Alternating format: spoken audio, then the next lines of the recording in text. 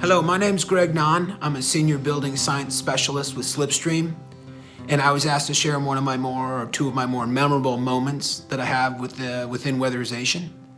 And I have to say that far and away, those would be when we do boot camp.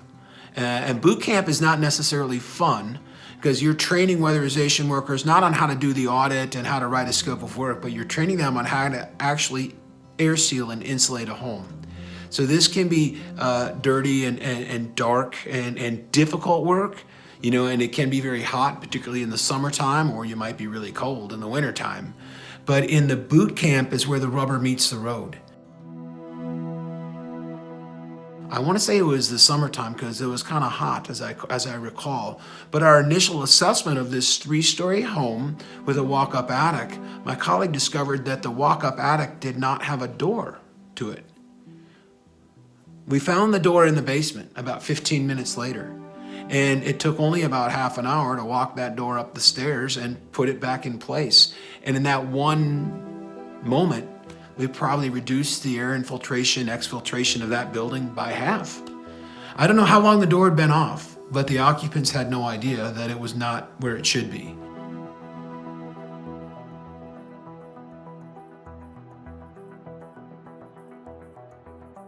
And its pressure boundary, besides the fact that the door was missing, was riddled with holes, so it leaked air like a sieve.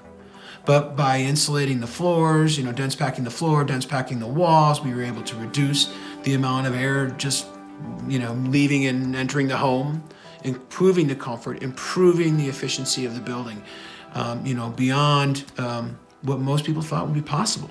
Again, for over 100 years, this home had been leaking energy and costing its occupants a lot in terms of heating and cooling, and who knew if it was ever really comfortable. So that was one instance where boot camp was really impactful, and people really were like, wow, we can really do a lot of good here. The second one was when we were doing a contractor training for manufactured homes. So here we were training contractors on how to assess the homes, particularly the ductwork that runs in the belly of the manufactured home. And once you assess that, how then to address that, because oftentimes that's leaky and one of the main causes of inefficiency, comfort problems, high utility bills. And so we had gone a classroom training, and then the next day we were in the field. The very first home we went to, a middle-aged woman was living with her elderly father. We go in to do our visual assessment of the home and the ductwork, obviously. We pull the register off the supply, and we look down and we see the floor. And everyone was like, wow, that should not be like that. Here's the furnace, and the very first register we come to, we open it up and we're seeing the floor.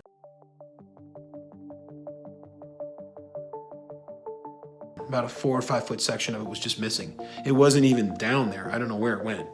But everyone's like, this is not good. This isn't right. And we asked the homeowner. She said, had no idea that was like that, but it would explain why, when the wind blew, cold air came up through the vents.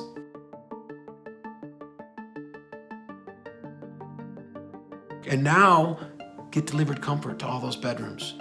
And drop her heating bills. She was paying over $400 a month to heat that home. And it wasn't a big home. So again, that was one of those moments where everyone looked around and said, wow, what a world of good you can do when you look at buildings and you look at, air sealing and insulating. A lot of our existing housing stock still needs that kind of help, still needs that kind of attention. Because by air sealing and insulating these homes, we're impacting that client's daily life. We're impacting the home in which they live, making it more comfortable, making it more durable, improving probably the health and the safety of the building, all the while reducing their operating cost, making it more affordable to live in. That money can be used somewhere else.